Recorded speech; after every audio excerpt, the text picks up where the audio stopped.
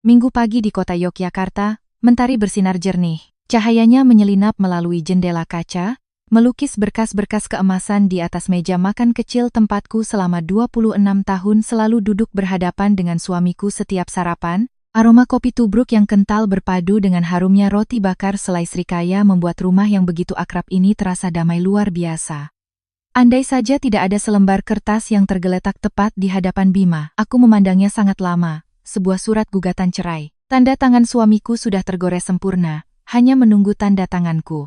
Perlahan, tanganku memegang pinggang sebelah kanan, luka bekas operasi itu masih terasa nyeri jika aku bergerak terlalu kuat. 3 bulan lalu, aku baru saja melewati sebuah operasi besar untuk mendonorkan satu ginjalku demi menyelamatkan pria yang kini duduk di hadapanku. Dia Bima, suamiku, orang yang dulu menggenggam erat tanganku di ruang perawatan, dengan air mata berlinang. Setelah aku sehat nanti, aku akan mendedikasikan sisa hidupku untuk membahagiakanmu, Nisa, janjinya. Saat itu aku percaya. Begitu percaya hingga tanpa ragu sedikit pun menandatangani surat persetujuan donor organ. Dokter berulang kali bertanya, "Ibu Anissa, sudah yakin?" Setelah mendonorkan satu ginjal, kesehatan ibu tidak akan pernah sama lagi. Aku hanya tersenyum. Jika itu bisa ditukar dengan kehidupannya, saya rela. Hari ketika aku masuk ke ruang operasi, aku bahkan berpikir akulah wanita paling bahagia di dunia. Setidaknya, aku telah menyelamatkan nyawa orang yang kusebut suami. Namun, pagi ini Bima justru tersenyum begitu cerah, senyum yang lebih sehat dari yang pernah kulihat. Ia menyesap kopinya lalu meletakkan cangkirnya. "Aku sudah memikirkannya," katanya dengan suara ringan. "Kita bercerai saja." Aku mengangkat wajah menatapnya, tanpa amarah, tanpa keterkejutan, hanya tatapan hening. Mungkin justru reaksiku yang begitu tenang inilah yang membuatnya sedikit terkejut. Dia berdeham. "Aku sudah berdiri di antara hidup dan mati, Nisa. Setelah sakit parah kemarin, aku jadi sadar hidup ini terlalu singkat. Aku tidak mau lagi hidup dalam hal-hal yang tidak membuatku bahagia." Ia tersenyum lagi, suaranya penuh semangat. "Pagi ini aku lari hampir 6 kilometer, badanku terasa ringan sekali. Rasanya seperti dilahirkan kembali." Aku menunduk menatap kedua tanganku. Tangan yang pernah menandatangani surat donor organ, tangan yang pernah menopangnya di hari-hari ia terkuras karena cuci darah, tangan yang pernah terjaga semalaman hanya untuk menyeka keringat di dahinya. Namun, hal yang paling membuatnya bahagia saat ini adalah menjadi sehat untuk bisa bercerai. Bima masih melanjutkan, "Kamu juga seharusnya berpikir lebih terbuka. Selama bertahun-tahun kamu hanya sibuk merawat orang sakit. Sekarang, kita berdua sama-sama bebas." Bebas. Dua kata itu membuat hatiku terasa hampa. Bukan sakit, tapi hampa. Seperti saat seseorang kehabisan air mata, ia tak lagi punya kekuatan untuk menangis. Aku mengambil surat cerai itu, membaca setiap barisnya dengan sangat perlahan. Bima mengira aku sedang ragu. Ia menambahkan, "Aku sudah minta pengacara siapkan semuanya. Uang tunjangan akan aku kirim untuk beberapa bulan ke depan. Kamu bisa pulang ke kampung halaman untuk istirahat, itu lebih baik." "Beberapa bulan?" Aku tersenyum tipis, senyum yang nyaris tak terlihat. Bima mengerutkan kening. "Kenapa kamu tersenyum?" Aku menatap lurus ke matanya. "Aku tersenyum karena akhirnya kamu sehat." Dia termangu. Aku melanjutkan, "Sungguh, aku sempat takut operasinya tidak berhasil." Bima tampak lega. Mungkin ia mengira aku akan menangis dan memohon. "Tidak, aku tidak akan melakukan itu." Dengan perlahan aku berdiri, luka bekas operasi di pinggangku terasa tertarik, membuatku harus berpegangan pada sandaran kursi. Setiap langkah terasa sakit, tapi aku tetap berjalan. Aku membuka lemari, mengambil koper lamaku, dan mulai melipat pakaian. Bima masuk ke kamar. "Kamu mau apa?" "Aku akan pergi hari ini." "Kurasa itu juga yang kamu inginkan." Dia tersenyum ringan. "Itu lebih baik." Tak ada satu kata pun untuk menahan, tak ada satu kalimat maaf, tak ada satu tatapan penyesalan. Pernikahan selama 26 tahun, satu buah ginjal, hanya ditukar dengan 3 kata, "Itu lebih baik." Aku terus memasukkan barang ke koper. Perhiasan yang pernah ia belikan kubiarkan utuh. Jam tangan pernikahan kulepaskan dan kuletakkan di atas meja. Aku hanya membawa apa yang menjadi milikku. Beberapa setel pakaian, buku-buku catatan, obat-obatan, dan sebuah flash disk kecil berwarna perak yang tersembunyi jauh di dalam saku jaket. Aku mengelusnya pelan. Benda ini satu-satunya yang tidak boleh aku lupakan. Bima sama sekali tidak tahu keberadaannya. Dia bersandar di pintu, melipat tangan di dada sambil menatapku. "Kukira kamu akan membuat keributan." "Untuk apa? Kamu terlihat terlalu tenang." Aku tersenyum kecil. Mungkin karena aku sudah mempersiapkan diri sejak lama. Dia tertawa. "Kalau begitu, semakin bagus. Mempersiapkan diri sejak lama." "Benar, tapi bukan mempersiapkan perceraian, melainkan mempersiapkan hari ini. Hari di mana dia secara aktif mendorongku keluar dari hidupnya. Semuanya berjalan persis seperti yang telah kuduga. Aku menarik resleting koper. Suaranya terdengar kering, sama seperti pernikahan ini yang sudah tiba di penghujungnya. Sebelum melangkah keluar, aku berbalik. Ingat, minum obatmu tepat waktu. Bima tertawa kecil. Aku tahu. Jangan begadang. Ya, kontrol rutin ke dokter juga, kamu bisa urus sendiri. Aku mengangguk. Baguslah. Aku membuka pintu, lalu menutupnya di belakangku. Tepat saat itu, dari dalam rumah terdengar dering telepon. Bima mengangkatnya dengan cepat. Aku belum sempat menuruni anak tangga. Suaranya terdengar begitu jelas. Halo sayang. Sudah beres? Dia sudah pergi. Iya, lebih cepat dari dugaanku. Nanti sore kita ke apartemen baru kita ya. Aku terdiam. Angin awal kemarau meniup pepohonan di depan gerbang. Sehelai daun kering jatuh di kakiku. Aku tidak berbalik, tak ada lagi alasan untuk berbalik. Aku menarik koperku ke ujung gang. Sebuah taksi baru saja tiba. Aku membuka pintu dan masuk. Mobil perlahan melaju, meninggalkan kota yang selama ini menjadi duniaku. Aku membuka ponsel, layarnya menyala, hanya ada satu pesan. Pengirimnya disimpan dengan dua kata sederhana. Ibu. Tapi itu bukan ibu kandungku, melainkan ibu mertuaku. Pesan itu hanya satu kalimat singkat. Nak, kamu sudah pergi dari rumah? Apa semuanya berjalan sesuai rencana kita? Aku menatapnya lama, lalu tersenyum getir. Mataku tiba-tiba terasa perih. Di dalam rumah itu, satu-satunya orang yang tidak pernah mengkhianatiku justru adalah ibu dari pria yang baru saja menandatangani surat cerai. Aku mengetik balasan dengan perlahan. Nisa sudah keluar, Bu. Sekarang kita mulai. Taksi terus melaju ke depan. Kutempelkan telapak tanganku pada bekas luka di pinggang. Masih sakit, tapi untuk pertama kalinya setelah berbulan-bulan, aku merasa benar-benar melangkah menuju kehidupan yang baru. Dan aku tahu, pria yang baru saja bersorak karena kebebasannya itu sama sekali tidak menyadari bahwa pagi inilah awal dari semua rahasianya yang akan mulai terbongkar. Taksi berhenti di depan sebuah kompleks apartemen mewah di tepi Kali Kout. Aku membayar ongkosnya lalu turun dengan perlahan.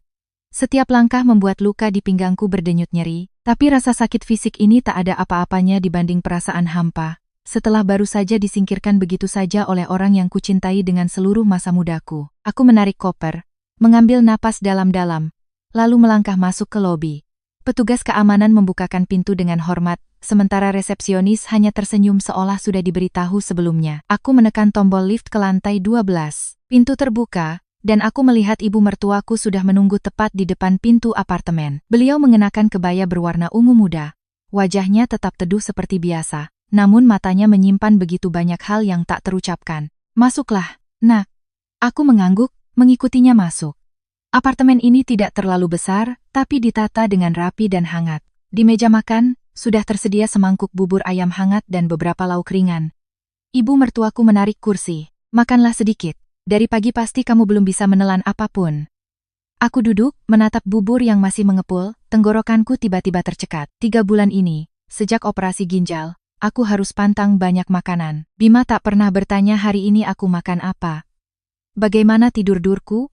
Atau sudahkah aku minum obat? Satu-satunya orang yang setiap pagi menelepon untuk mengingatkanku minum obat, menanyakan apakah lukaku masih sakit, justru adalah ibu mertuaku. Baru saja aku mengangkat sendok, beliau dengan lembut meletakkan tangannya di atas punggung tanganku. Jangan berusaha terlalu tegar. Kalau mau menangis, menangislah. Kalimat itu seolah menyentuh bagian paling rapuh yang kusembunyikan, mataku terasa panas. Tapi aku hanya menggeleng pelan. Nisa sudah cukup menangis, Bu. Sejak tahu kebenarannya, air mata Nisa sudah mengering. Ibu mertuaku menghela napas panjang. Beliau memandang ke arah balkon cukup lama sebelum berkata, lebih dari 20 tahun lalu, saat Bima membawamu ke sini untuk pertama kalinya, ibu pikir ibu mendapatkan seorang putri lagi. Ibu tidak pernah menyangka, suatu hari nanti justru putraku sendiri yang melakukan perbuatan sekeji ini. Aku terdiam. Aku paham. Yang terluka bukan hanya aku. Wanita di hadapanku ini adalah Ibu Bima. Mengakui kesalahan putranya sendiri pastilah lebih menyakitkan daripada hardikan manapun. Sesaat kemudian, bel pintu berbunyi. Yang masuk adalah seorang pria berusia 60-an. Rambutnya sudah memutih, membawa sebuah tas kulit tua. Ia membungkuk hormat padaku lalu duduk di seberang. Ini Pak Suryo, pengacara kita, ibu mertuaku memperkenalkan. Pak Suryo membuka tasnya, mengeluarkan setumpuk berkas tebal. Saya sudah memeriksa semua dokumen yang ibu kirimkan. Transaksi transfer dana, rekening koran, foto-foto, percakapan, dan rekaman suara, semuanya sudah dicocokkan. Aku meremas kedua tanganku. Seberapa besar kemungkinan kita mendapatkan kembali aset-aset itu, Pak? Beliau mengangguk. Jika hanya masalah perceraian, tidak akan sulit. Tapi yang lebih penting adalah jumlah uang yang dialihkan dan penggunaan aset bersama tanpa persetujuan Ibu. Selain itu, ada indikasi penggunaan dana perusahaan untuk kepentingan pribadi. Jika kita bisa membuktikan semuanya, Mas Bima harus bertanggung jawab di hadapan hukum. Ibu mertuaku memejamkan mata lama. Ibu tidak pernah berpikir akan tiba hari di mana ibu harus menyiapkan berkas untuk menuntut putra kandung sendiri. Tak ada lagi yang bicara. Ruangan terasa sunyi senyap. Aku menatap tumpukan berkas di hadapanku, benakku dipenuhi kenangan. Hari saat kami masih tinggal di rumah kontrakan kecil, Bima pernah berjanji jika punya uang nanti akan membelikanku sebuah apartemen yang menghadap ke sungai. Saat itu kami sangat sederhana, makan hanya dengan sayur bening dan ikan asin, tapi selalu penuh tawa. Aku pernah percaya, asalkan suami istri sehati, hidup pasti akan membaik. Tak kusangka, ketika kami sudah punya rumah, mobil, dan perusahaan yang mapan, yang pertama kali berubah justru hati manusia. Pak Suryo mengeluarkan sebuah amplop dari tasnya. Untuk yang ini, saya rasa ibu perlu melihatnya. Aku membuka amplop itu. Di dalamnya ada salinan kontrak pembelian apartemen baru atas nama seorang wanita bernama Riana. Alamatnya persis seperti yang dicurigai ibu mertuaku. Ini wanita yang sedang dekat dengan Mas Bima. Aku termangu. Yang membuatku terpukul bukan nama wanita itu, melainkan tanggal penandatanganan kontrak. Tanggal itu adalah hari di mana aku masih terbaring di ruang pemulihan pasca operasi. Saat aku bahkan belum bisa duduk, pria yang baru saja menerima ginjalku sudah menandatangani kontrak untuk membeli rumah baru dengan wanita lain. Aku memejamkan mata. Rasa nyeri yang tajam menjalar dari bekas luka operasiku hingga ke dada. Tapi kali ini, aku tidak lagi merasa sakit karena dikhianati. Aku hanya merasa sia-sia untuk masa muda yang telah kuberikan pada orang yang salah. Ibu mertuaku diam-diam menuangkan segelas air hangat untukku. Apa kamu menyesal telah menolongnya, Nak? Aku menatap uap tipis yang mengepul dari bibir gelas, lalu tersenyum sangat tipis. Jika waktu bisa diputar kembali ke hari itu, mungkin Nisa akan tetap menolongnya. Bukan karena dia pantas menerimanya, tapi karena Nisa ingin, saat menoleh ke belakang nanti, Nisa tidak perlu malu pada hati nurani sendiri. Satu-satunya yang Nisa sesali adalah terlalu lama percaya pada orang yang sudah tidak lagi menghargai keluarga. Pak Suryo mengangguk pelan. Ibu bisa menjaga ketenangan seperti hari ini adalah hal yang sangat luar biasa. Mulai sekarang, biarkan hukum yang menyelesaikan sisanya. Aku menarik napas dalam-dalam. Merasa hatiku perlahan-lahan kembali tenang. Ada utang yang tak perlu dibayar dengan dendam. Cukup dengan kebenaran yang diungkap, setiap orang harus menanggung sendiri akibat dari pilihan mereka. Aku menoleh pada ibu mertuaku, beliau juga menatapku. Untuk pertama kalinya setelah sekian lama, matanya memancarkan secercah harapan. Tepat saat itu, ponselku bergetar. Sebuah pesan dari nomor tak dikenal muncul di layar. Hanya satu baris singkat. Kau pikir pergi begitu saja sudah selesai? Ada hal-hal yang masih belum kau ketahui. Aku membaca pesan itu berulang kali. Firasat buruk tiba-tiba menyelimuti hatiku. Mungkin semua ini belum berakhir pada apa yang aku dan ibu mertuaku temukan. Ada rahasia lain yang sedang menunggu untuk diungkap. Aku meletakkan ponsel di meja. Tapi mataku tak bisa lepas dari pesan singkat itu. Hanya beberapa kata, tapi cukup membuat hatiku diselimuti kegelisahan yang sulit dijelaskan. Siapa pengirimnya? Mengapa dia tahu aku baru saja meninggalkan rumah? Dan apa maksud dari kalimat, ada hal-hal yang masih belum kau ketahui? Aku menarik napas dalam-dalam, mencoba menenangkan detak jantungku. Setelah semua yang terjadi, aku sadar bahwa semakin panik, semakin mudah aku membuat kesalahan. Pak Suryo melihat raut wajahku dan bertanya, "Ada apa, Bu?" Aku menunjukkan ponselku padanya. Setelah membacanya, ia sedikit mengerutkan kening lalu mengembalikannya. "Jangan dibalas. Bisa jadi ini hanya cara untuk membuat ibu goyah. Kita tunggu saja apa yang ingin mereka lakukan." Ibu mertuaku di sampingku mengangguk setuju. "Kamu sudah terlalu banyak menderita, Nak. Mulai sekarang, apapun yang terjadi, harus ada yang menemanimu berdiskusi." Mendengar ucapannya, hatiku terasa hangat. Lebih dari 20 tahun menjadi menantunya, aku pernah merasa sangat beruntung memiliki ibu mertua yang menyayangiku seperti anak kandungnya sendiri. Sayang sekali, putra yang begitu ia banggakan justru menghancurkan segalanya dengan tangannya sendiri. Belum sempat aku berkata apa-apa. Ponsel ibu mertuaku berdering. Beliau menatap layar lalu menghela napas. "Bima." Beliau mengaktifkan pengeras suara. "Ibu di mana?" Suara Bima terdengar ceria, seolah tak ada apapun yang terjadi. "Ibu lagi di rumah teman. Malam ini Bima tidak pulang ya." Ada urusan dengan rekan bisnis. Aku dan ibu mertuaku saling berpandangan. Kami tahu siapa rekan bisnis yang ia maksud. Ibu hanya menjawab singkat, iya, ibu tahu. Bima tertawa. Ibu istirahat saja, ya. Panggilan berakhir cepat. Ruangan kembali sunyi. Yang membuatku pilu bukanlah kebohongannya, tapi caranya berbohong yang begitu alami, seolah itu sudah menjadi kebiasaan. Ibu mertuaku menyimpan ponselnya. Matanya memerah tapi tak ada air mata yang jatuh. Mungkin ibu telah gagal mendidiknya. Aku menggenggam tangannya dengan lembut. Jangan salahkan diri ibu. Orang dewasa harus bertanggung jawab atas pilihannya sendiri. Pak Suryo menutup mapnya. Besok saya akan mengajukan permohonan pemblokiran sementara untuk beberapa rekening terkait. Jika kita cepat, kita masih punya kesempatan untuk mencegah aset-aset itu dipindahkan lebih jauh. Aku mengangguk. Tolong dibantu, Pak. Setelah Pak Suryo pamit, hari sudah beranjak senja. Aku berdiri di balkon, memandangi aliran kalikot yang berkelip oleh lampu kota. Yogyakarta masih ramai, kendaraan masih lalu lalang, hanya hidupku yang baru saja berbelok ke jalan yang sama sekali berbeda. Aku teringat hari-hari awal pernikahan kami. Kami pernah berdiri di tepi sungai ini, berjanji akan menua bersama, tak peduli kaya atau miskin. Ternyata, janji hanya berharga saat keduanya ingin menjaganya. Begitu satu orang berubah, semua kenangan indah berubah menjadi luka bagi yang ditinggalkan. Tepat saat itu, ponselku bergetar lagi. Masih nomor asing yang sama, tapi kali ini disertai sebuah foto. Aku membukanya, mataku terbelalak. Foto itu menunjukkan sebuah bros emas antik, dengan ukiran inisial nama ibu mertuaku dan almarhum ayah mertuaku di bagian dalamnya. Aku langsung mengenalinya. Itu adalah pusaka keluarga yang selalu beliau simpan di brankas, tak pernah dikeluarkan. Di bawah foto itu ada sebaris pesan. Jika Anda ingin tahu di mana bros ini sekarang, datanglah besok pagi jam 8 ke kedai kopi di Jalan Malioboro. Datang sendiri. Aku segera menunjukkan ponsel itu pada ibu mertuaku. Begitu melihat foto itu, wajahnya langsung pucat. Tidak mungkin. Bros itu seharusnya masih ada di rumah. Beliau terduduk lemas, lalu berbisik. Itu adalah peninggalan terakhir ayah Bima sebelum meninggal. Ibu tidak pernah menceritakannya pada siapapun selain keluarga. Aku menggenggam ponselku erat.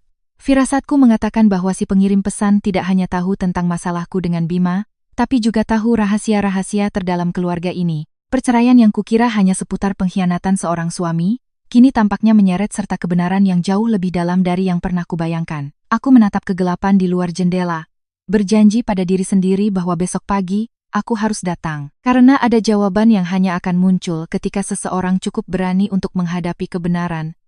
Sepahit apapun itu, keesokan paginya, aku bangun sangat awal.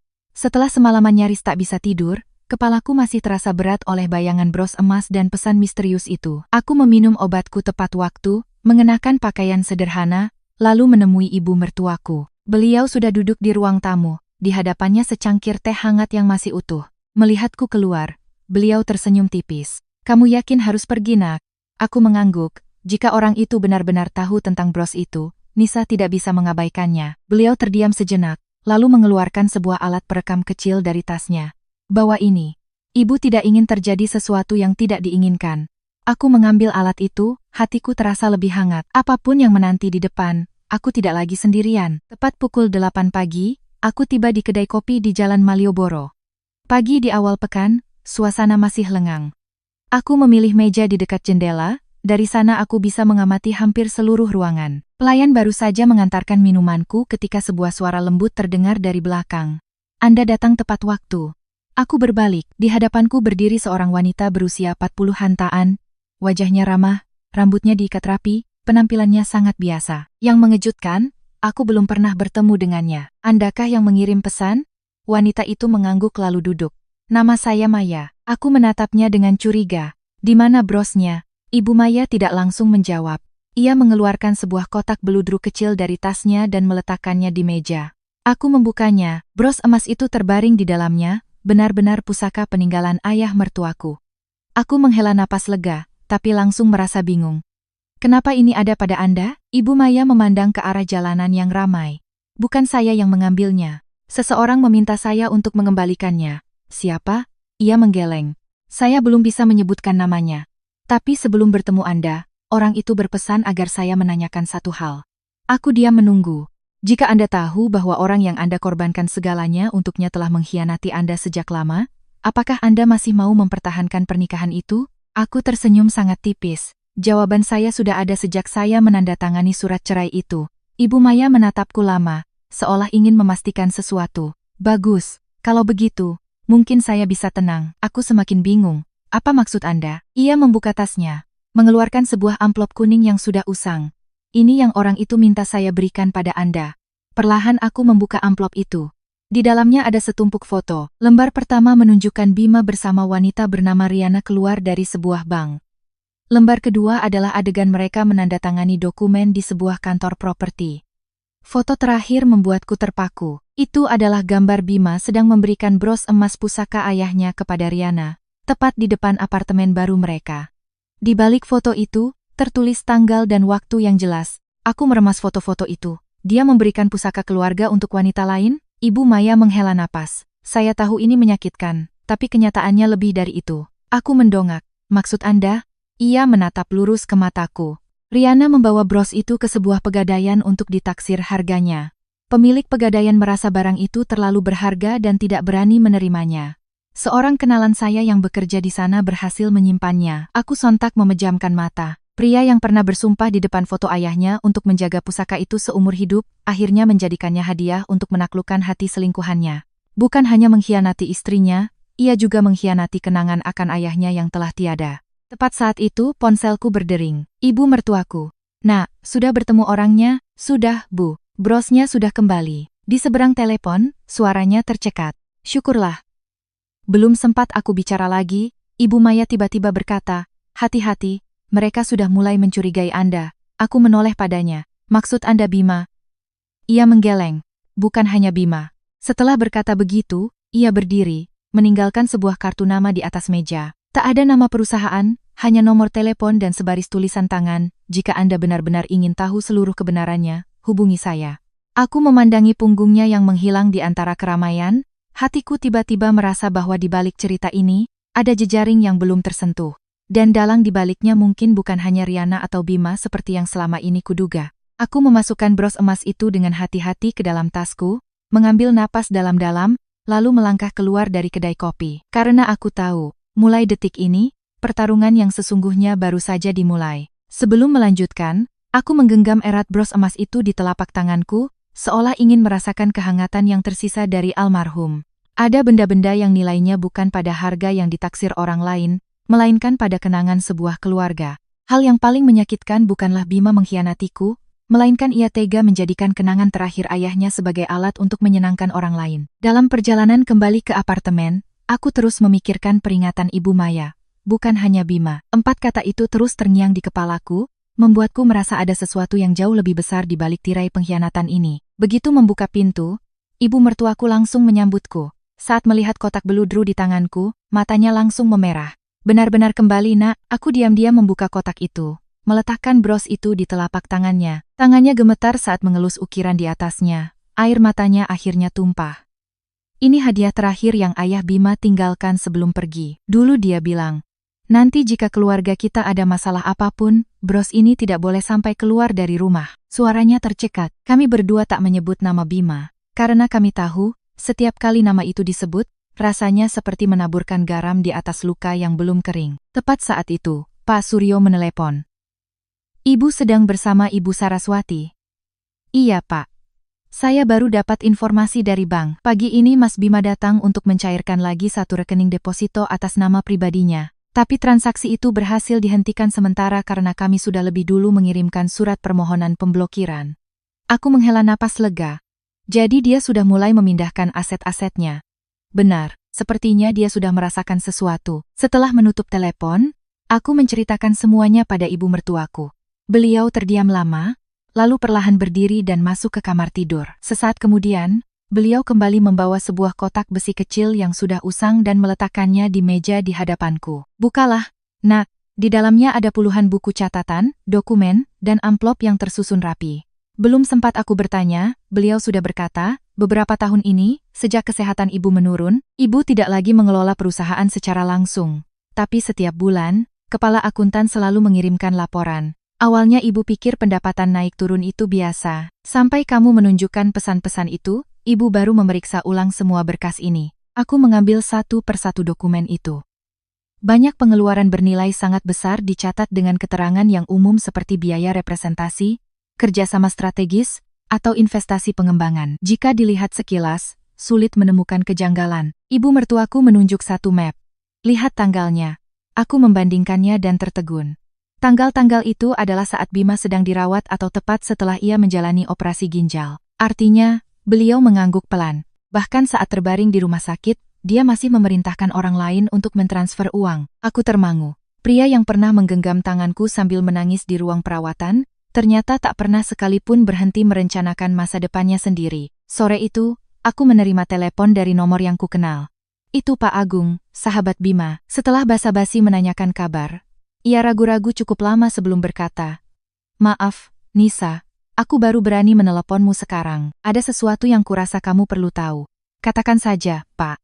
Sekitar setengah tahun lalu, Bima pernah bertanya padaku, kalau cerai, bagaimana caranya agar pembagian hartanya bisa paling menguntungkan? Waktu itu kukira kalian hanya sedang bertengkar biasa, jadi aku malah menasihatinya untuk pulang dan minta maaf padamu. Aku tidak menyangka, aku memejamkan mata. Ternyata semua ini sudah direncanakan jauh-jauh hari. Aku sudah memarahinya, tapi dia bilang setelah sembuh dia mau memulai hidup baru dengan orang lain. Aku tidak menyangka dia bisa sekejam itu. Panggilan berakhir. Aku duduk termenung di dekat jendela sangat lama. Ternyata keputusan cerai pagi itu bukanlah emosi sesaat setelah sembuh dari sakit, melainkan sebuah rencana yang sudah disiapkan berbulan-bulan sebelumnya. Hanya aku orang terakhir yang tahu kebenarannya. Malam harinya, saat aku sedang bersiap minum obat, ponselku tiba-tiba menampilkan notifikasi. Seseorang mengirim sebuah file dari nomor tak dikenal. Tak ada pesan, hanya sebuah video berdurasi hampir 10 menit. Aku membukanya. Gambar pertama adalah area parkir sebuah hotel, direkam dengan kamera ponsel yang sedikit goyang. Beberapa detik kemudian, Bima muncul bersama Riana. Yang membuatku terpukul bukanlah adegan mereka bergandengan tangan, melainkan percakapan yang terekam cukup jelas. "Tenang saja, dia tidak akan curiga," kata Bima. "Bagaimana kalau dia berubah pikiran dan tidak mau mendonorkan ginjalnya?" tanya Riana. Bima tertawa. "Dia mencintaiku lebih dari nyawanya sendiri. Cukup aku berakting sedikit lagi. Dia pasti akan setuju." Tanganku gemetar, ponsel nyaris terlepas dari genggaman. Ibu mertuaku yang ikut mendengar juga terpaku. Ini bukan lagi dugaan atau firasat. Rekaman ini membuktikan bahwa bahkan sebelum operasi, Bima sudah merencanakan untuk memanfaatkan pengorbananku. Pria yang kupercaya sepenuhnya telah mengubah rasa cintaku menjadi alat untuk mencapai tujuannya. Aku mematikan layar ponsel, menatap langit malam di luar jendela. Angin bertiup lembut, tapi di dalam hatiku, sebuah tekad yang belum pernah ada sebelumnya perlahan tumbuh. Aku tidak akan menjalani sisa hidupku dengan dendam, tapi aku pasti akan hidup dengan kebenaran, agar mereka yang telah menyebabkan semua ini harus menghadapi konsekuensi dari pilihan mereka sendiri. Malam itu, aku nyaris terjaga semalaman. Video berdurasi kurang dari 10 menit itu cukup untuk menghapus sisa harapan terakhir di hatiku, bahwa mungkin di suatu tempat, Bima masih memiliki sedikit nurani. Ternyata semua kelembutan, semua air mata, semua janji di rumah sakit, semuanya telah diperhitungkan. Penderitaan terbesar bukanlah dikhianati, melainkan menyadari bahwa pengorbananmu telah menjadi bagian dari rencana orang yang paling kau cintai. Aku duduk di dekat jendela, memandangi lampu-lampu kota yang perlahan padam, hatiku anehnya menjadi tenang. Ketika seseorang mencapai puncak penderitaannya, air mata pun berhenti mengalir. Sebagai gantinya, muncul kejernihan pikiran yang langka. Cukup untuk melihat semua hal yang sebelumnya sengaja tidak ingin kulihat karena cinta. Keesokan paginya, Pak Suryo datang lebih awal dari biasanya. Begitu masuk, ia meletakkan setumpuk berkas baru di meja. Saya sudah berkoordinasi dengan pihak bank dan kantor pajak, ada beberapa dokumen penting tambahan. Aku membuka lembar demi lembar. Di dalamnya ada salinan transaksi transfer, waktunya cocok dengan saat-saat Bima mengaku sedang dinas luar kota atau berobat. Yang menarik perhatianku, penerima dana bukan hanya Riana, tapi juga sebuah perusahaan konsultan investasi yang baru berdiri kurang dari setahun. Perusahaan apa ini? Pak Suryo membetulkan letak kacamatanya. Di atas kertas, ini adalah perusahaan konsultan keuangan. Tapi setelah verifikasi awal, perusahaan ini hampir tidak memiliki kegiatan bisnis nyata. Dengan kata lain, kemungkinan besar ini hanyalah perusahaan cangkang untuk transit aliran dana. Ibu mertuaku mengerutkan kening. Maksud Bapak, Bima sengaja memindahkan aset melalui perusahaan ini, kemungkinannya sangat tinggi, tapi kita butuh bukti lebih kuat. Tepat saat itu, ponselku berdering. "Pak Agung," suaranya terdengar tergesa-gesa. "Nisa, kamu di mana?" Saya bersama ibu, jangan pulang ke rumah lama dulu. Tadi pagi Bima pulang mencari beberapa dokumen. Dia sangat marah karena brankas berisi berkas-berkas yang ia simpan sudah kosong.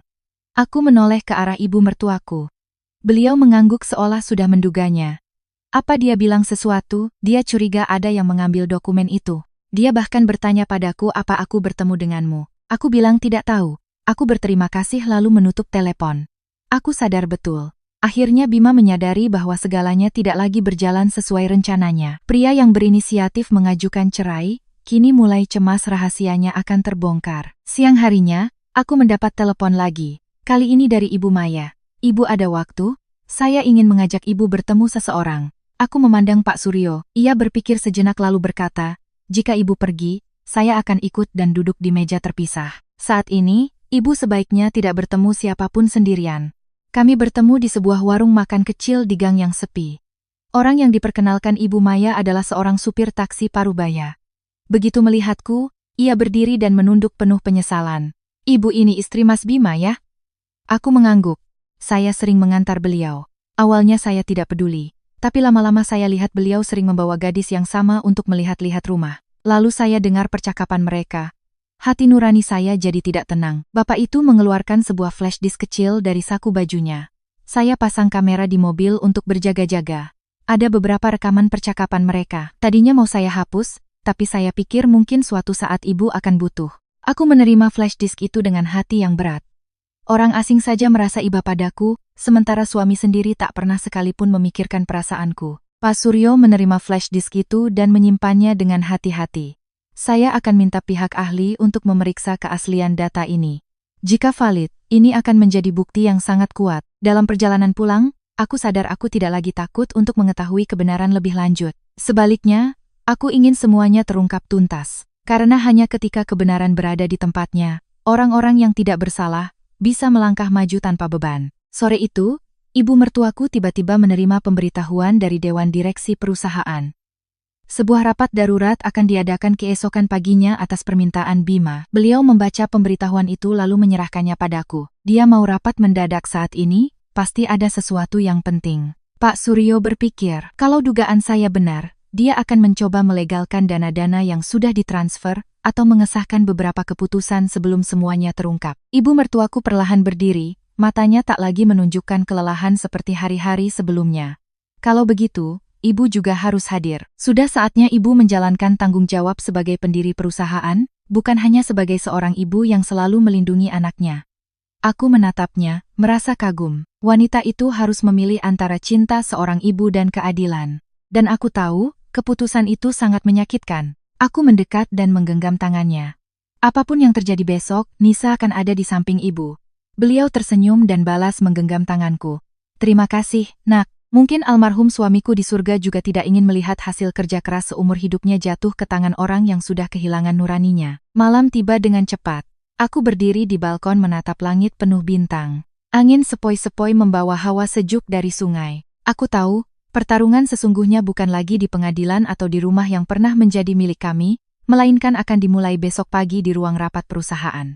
Tempat di mana Bima masih percaya bahwa ia memegang kendali penuh, tanpa menyadari bahwa bidak-bidak catur terpenting telah diam-diam berubah arah. Keesokan paginya, aku dan ibu mertuaku sudah tiba di depan kantor perusahaan sangat awal. Gedung ini telah menjadi bagian dari keluarga suamiku selama hampir 30 tahun, tempat yang sering kukunjungi saat perayaan, rapat akhir tahun, atau saat perusahaan sedang sulit dan butuh dukungan keluarga. Tapi hari ini, rasanya melangkah melewati pintu kaca itu sangat berbeda. Aku bukan lagi istri yang diam-diam berdiri di belakang suami, melainkan seseorang yang datang untuk mencari keadilan bagi diriku dan bagi mereka yang telah menaruh kepercayaan padanya. Ibu mertuaku berjalan perlahan, tapi tatapannya sangat tegas. Beliau berbisik, hari ini, apapun yang terjadi, jangan terbawa emosi. Siapa yang kehilangan ketenangan lebih dulu, dialah yang akan kalah. Aku mengangguk. Kata-kata itu mengingatkanku pada almarhum ayahku. Beliau pernah mengajarkan, saat menghadapi kecurangan, yang paling menakutkan bukanlah lawan yang lebih kuat, melainkan kita yang kehilangan akal sehat. Begitu kami masuk ke ruang rapat, semua mata tertuju pada ibu mertuaku. Banyak yang sontak berdiri untuk menyambutnya. Beberapa karyawan yang sudah lama tidak melihatnya tampak sangat terkejut. Bima, yang duduk di kursi pimpinan, juga terpaku selama beberapa detik. Aku melihat dengan jelas senyum di wajahnya memudar. Ibu, kenapa ibu datang? Ibu mertuaku dengan tenang menarik kursi dan duduk. Ibu masih pemegang saham terbesar di perusahaan ini. Ada rapat penting, apa ibu tidak boleh datang? Bima tersenyum kaku, mencoba menjaga ketenangan. Bima hanya khawatir ibu kelelahan. Ibu masih sehat. 3 kata singkat itu membuat seisi ruangan hening. Aku duduk diam di belakang ibu mertuaku. Bima menoleh padaku. Tatapannya menyeratkan keterkejutan yang kemudian berubah menjadi dingin. Kurasa ia tidak menyangka aku akan muncul di sini. Rapat dimulai. Bima memaparkan rencana restrukturisasi perusahaan, mengusulkan penjualan sebagian aset untuk diinvestasikan pada proyek baru. Presentasinya disiapkan dengan sangat matang. Angka-angka disusun begitu meyakinkan sehingga jika tidak tahu kebenarannya, siapapun pasti akan setuju. Namun, semakin kudengarkan, aku semakin sadar bahwa tujuan sebenarnya bukanlah mengembangkan perusahaan, melainkan mencari cara untuk melegalkan dana-dana yang telah ia keluarkan sebelumnya. Begitu Bima selesai, ibu mertuaku dengan lembut menutup map di hadapannya. Ibu punya satu pertanyaan. Bima tersenyum. Silakan, Bu. Mengapa 3 kali transfer ke perusahaan bernama PT Gemilang Karya dalam 6 bulan terakhir tidak memiliki berita acara serah terima pekerjaan? Senyum di bibir Bima membeku. Itu biaya konsultasi. Apa saja yang sudah dilakukan oleh konsultan itu? Proyeknya masih berjalan. Ibu mertuaku menatap lurus ke arah putranya. Lalu bagaimana kamu menjelaskan jika perusahaan itu baru berdiri beberapa bulan, tidak punya tenaga ahli, dan tidak punya kantor yang jelas? Suasana di ruangan langsung menegang. Beberapa anggota dewan direksi mulai saling berbisik. Bima berusaha menjaga suaranya tetap tenang. Dari mana ibu dapat informasi itu? Ibu punya hak untuk memeriksa setiap pengeluaran perusahaan. Bima terdiam sejenak. Akan saya jelaskan nanti. Tepat saat itu, Pak Suryo masuk atas undangan ibu mertuaku. Ia meletakkan sebuah map di atas meja. Mohon izin Dewan Direksi, saya diberi kuasa untuk menyampaikan beberapa dokumen terkait transaksi keuangan yang menunjukkan adanya kejanggalan. Bima sontak berdiri. Ini rapat internal. Siapa yang mengizinkan Anda masuk? Ibu mertuaku dengan tenang menjawab, saya. Suaranya tidak keras, tapi cukup untuk membuat seisi ruangan terdiam. Pak Suryo satu persatu memaparkan bukti rekening koran, kontrak, dan aliran dana yang telah dicocokkan.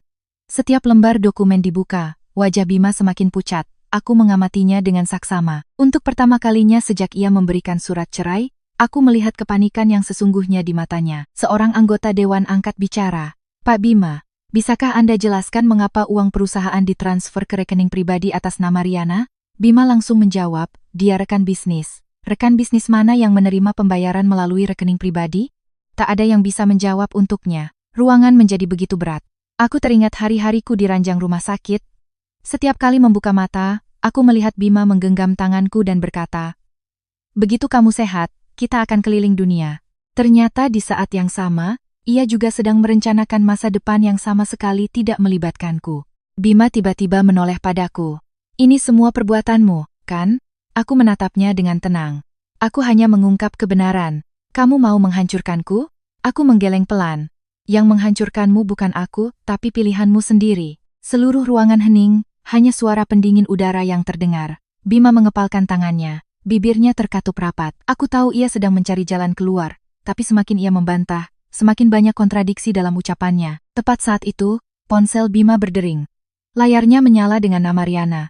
Ia buru-buru mematikannya, tapi sekejap itu sudah cukup bagi banyak orang untuk melihatnya. Seorang pemegang saham senior perlahan berdiri. Mungkin rapat hari ini kita tunda dulu.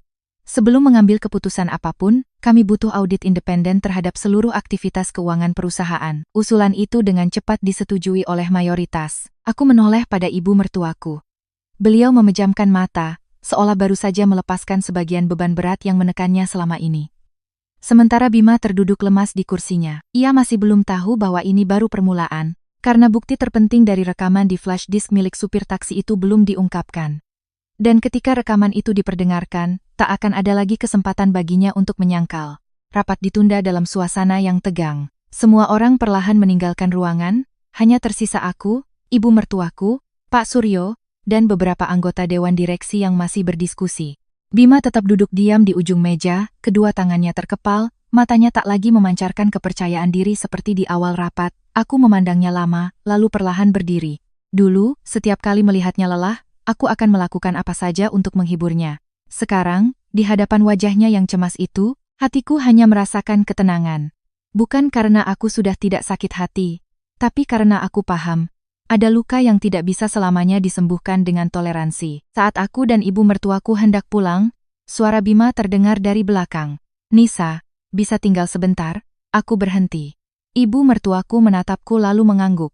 Ibu tunggu di mobil. Ruangan yang luas itu dengan cepat hanya menyisakan kami berdua. Bima berdiri, mendekat, tapi tetap menjaga jarak. Mungkin untuk pertama kalinya setelah bertahun-tahun, ia tidak tahu harus memulai percakapan denganku seperti apa. Apa kamu benar-benar ingin mendorong semua ini sampai sejauh ini? Aku menatapnya dengan tenang. Menurutmu, siapa yang mendorongnya? Bima menghela napas. Aku akui aku salah, tapi setidaknya pikirkan pernikahan kita selama ini. Aku tersenyum tipis. 26 tahun itu, kamulah yang pertama kali mengingkarinya. Dia terdiam. Aku melanjutkan. Saat kamu memberikan surat cerai, apa kamu memikirkan 26 tahun itu? Saat kamu memakai uang kita bersama untuk membeli rumah bagi wanita lain, apa kamu ingat 26 tahun itu? Dan saat kamu berdiri di depan wanita itu dan berkata aku tidak akan pernah curiga, di mana 26 tahun itu saat itu? Bima menunduk. Aku tak lagi melihat kepercayaan diri di matanya, hanya kebingungan seseorang yang mulai sadar semua perhitungannya berantakan. Aku hanya ingin memulai hidup baru. Aku juga, jawabku ringan. Tapi aku memulai hidup baru tanpa harus menginjak-injak kepercayaan siapapun. Suasana di antara kami menjadi hening. Akhirnya, aku berbalik untuk pergi. Tepat di dekat pintu, Bima tiba-tiba memanggil. Bagaimana jika aku kembalikan semua uangnya? Aku berhenti sejenak, lalu menjawab tanpa menoleh. Apa yang telah hilang dariku tidak tersimpan di rekening bank. Aku menutup pintu di belakangku, membiarkannya berdiri sendirian di ruangan yang luas itu. Dalam perjalanan pulang, Pak Suryo menerima telepon dari tim teknis yang sedang memulihkan data dari flash disk milik supir taksi. Ia mendengarkan dengan saksama, lalu menoleh padaku. Mereka sudah berhasil mengekstrak semua datanya. Selain rekaman yang sudah ibu lihat, ada beberapa file lain. Sore harinya, kami berkumpul di kantor pengacara. Teknisi memutar file satu persatu di hadapan kami. Sebagian besar adalah percakapan di dalam mobil antara Bima dan Riana. Ada yang hanya obrolan biasa, tapi semakin ke belakang, isinya membuat ruangan semakin sunyi. Transfer dari rekening perusahaan lambat sekali. Tenang saja, ibuku sudah tua, tidak akan sadar. Bagaimana dengan aset atas nama dia? Pelan-pelan saja, nanti kita urus setelah cerai. Aku mendengarkan setiap kalimat tanpa lagi merasa terkejut. Mungkin karena kebenaran sudah terlalu sering terungkap, rasa sakit pun perlahan berubah menjadi kejernihan. Di bagian akhir, ada kejutan. Terdengar suara pria lain di dalam mobil. Dari percakapan, diketahui dia adalah seorang agen properti. Pak Bima, apartemen ini kalau atas nama Ibu Riana, apa nanti tidak akan ada masalah? Bima tertawa. Tidak akan, istri saya tidak tahu apa-apa. Lagi pula dia orangnya penurut sekali. Tawa itu menggema di ruangan, membuat ibu mertuaku memejamkan mata. Aku melihat tangannya sedikit gemetar. Tapi yang lebih menarik perhatian adalah kalimat berikutnya dari si agen. Kalau nanti pihak bank memeriksa sumber dananya bagaimana? Bima menjawab dengan cepat. Sudah ada laporan investasinya. Tidak akan ada yang bisa melacak. Pak Suryo langsung meminta rekaman dihentikan.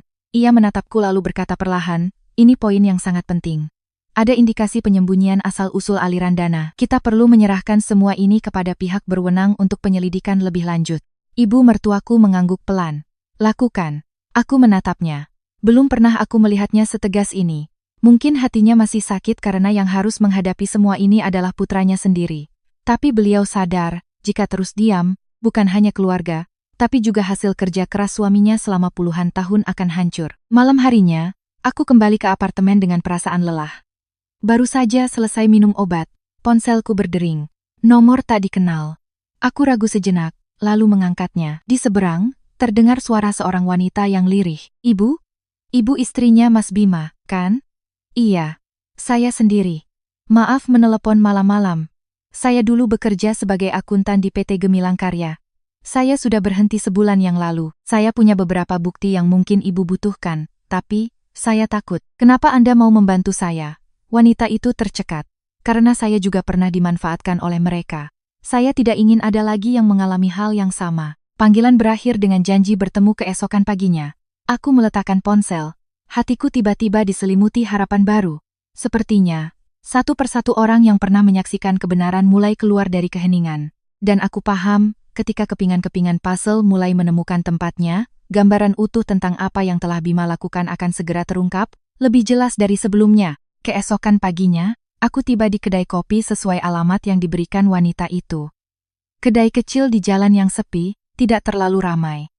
Aku memilih meja di sudut dalam, cukup untuk mengamati pintu masuk. Tak sampai 5 menit, seorang wanita berusia 30-an masuk. Wajahnya tampak tegang, matanya sembab seperti kurang tidur. Begitu duduk, ia meletakkan sebuah map coklat di hadapanku. Saya Lestari, dulu saya akuntan di PT Gemilang Karya. Aku mengangguk. Terima kasih sudah datang. Ibu Lestari menunduk, kedua tangannya saling bertaut. Sebenarnya sudah lama saya ingin bicara, tapi saya punya anak kecil. Saya takut kehilangan pekerjaan, takut dituntut, jadi saya diam saja. Sampai setelah berhenti pun, saya terus merasa bersalah karena tahu telah ikut membantu perbuatan yang salah. Aku menjawab dengan lembut, kita tidak bisa mengubah apa yang sudah terjadi. Yang penting, hari ini Anda memilih untuk bicara. Mendengar itu, Ibu Lestari tampak sedikit lebih tenang. Ia membuka map, mengeluarkan banyak salinan bukti transfer, kwitansi, kontrak jasa, dan sebuah buku catatan tangan. Semua dana ini diminta untuk dicatat sebagai biaya konsultasi investasi.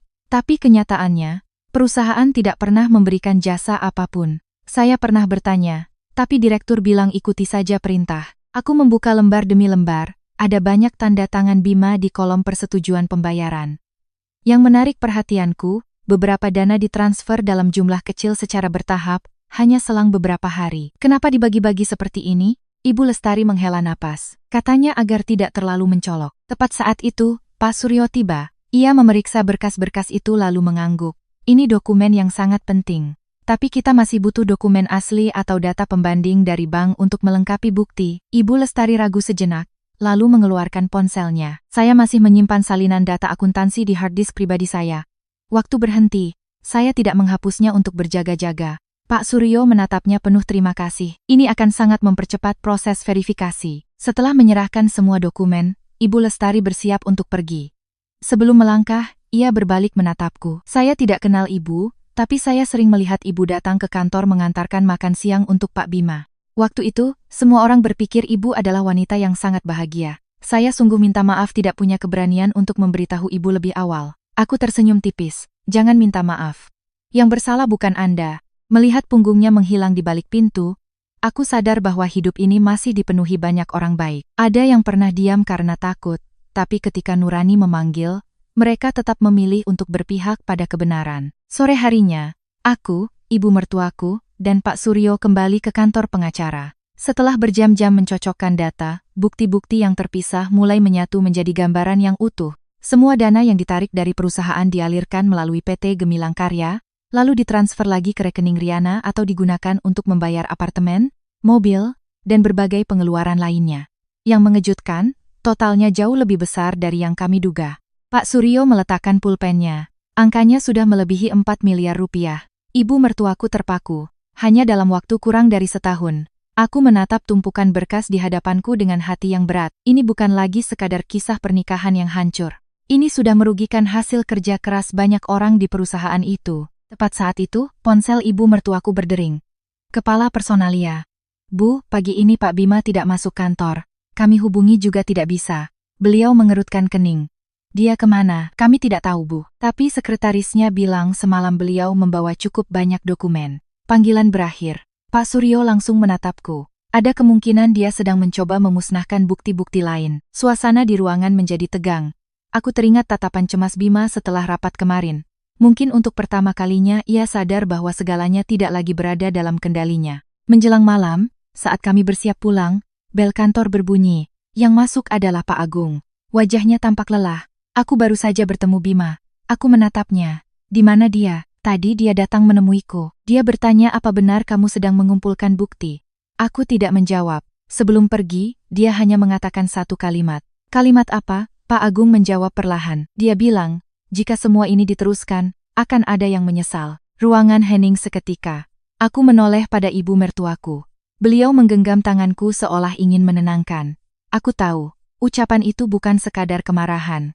Itu seperti sinyal bahwa Bima mulai kehilangan akal sehatnya. Dan ketika seseorang terpojok, ia bisa melakukan hal-hal yang tidak terduga.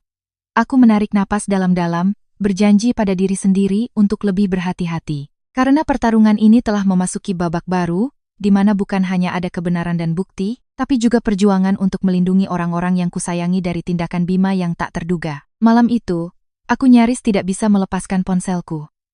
Ancaman Bima yang disampaikan melalui Pak Agung terus terngiang di kepalaku seperti lonceng peringatan. Aku tidak lagi takut pada Bima seperti dulu, tapi aku tahu betul, seseorang yang sedang kehilangan segalanya akan lebih mudah bertindak gegabah. Pak Suryo juga menelepon, menyarankanku untuk sementara waktu tidak bepergian sendirian. Setiap pertemuan terkait kasus ini sebaiknya ditemani atau diberitahukan terlebih dahulu. Aku setuju. Setelah semua yang terjadi, kehati-hatian bukanlah lagi tanda ketakutan, melainkan cara untuk melindungi diriku dan orang-orang yang berpihak padaku. Keesokan paginya, baru saja aku selesai minum obat, ibu mertuaku keluar dari ruang kerjanya dengan wajah muram.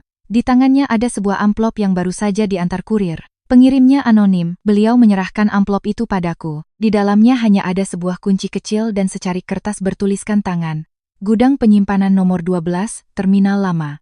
Tak ada penjelasan lain. Aku dan ibu mertuaku saling berpandangan. Setelah melihat catatan itu, Pak Suryo langsung berkata, "Jangan pergi sendirian.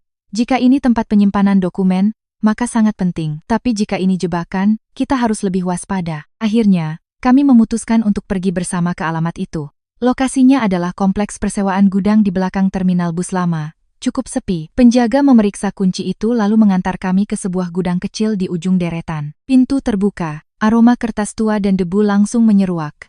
Di dalam tidak ada barang berharga, hanya beberapa kotak kardus yang tersusun rapi. Aku membuka kotak pertama. Isinya tumpukan berkas akuntansi. Kotak kedua berisi kontrak jual beli, faktur, dan bukti-bukti bank.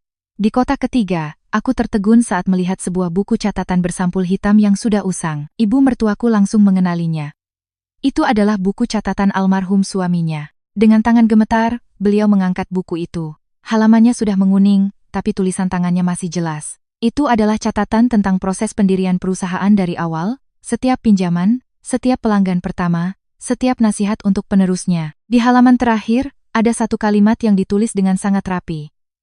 "Jika kelak kamu yang melanjutkan perusahaan ini, ingatlah bahwa yang terpenting bukanlah keuntungan, melainkan kepercayaan. Kehilangan uang masih bisa dicari lagi, tapi kehilangan kepercayaan tidak bisa dibeli dengan harga berapapun." Ibu mertuaku menutup buku itu, diam-diam menyeka air matanya. Sejak kecil ayahnya selalu mengajarkan seperti itu.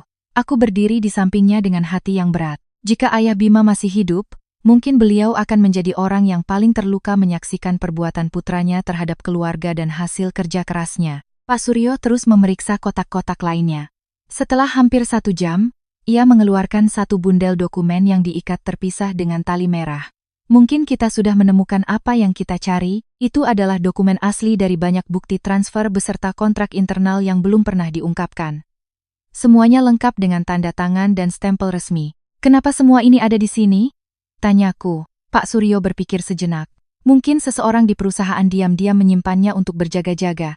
Tepat saat itu, ponselku bergetar. "Ibu Lestari?" Suaranya terdengar tergesa-gesa. "Bu, saya baru ingat sesuatu. Dulu waktu masih bekerja, ada seorang satpam tua yang sering bilang, kalau nanti perusahaan ada apa-apa, cari saja di gudang penyimpanan lama, karena ada yang pernah menitipkan beberapa kotak dokumen di sana. Saya rasa itu tempat yang sedang ibu datangi."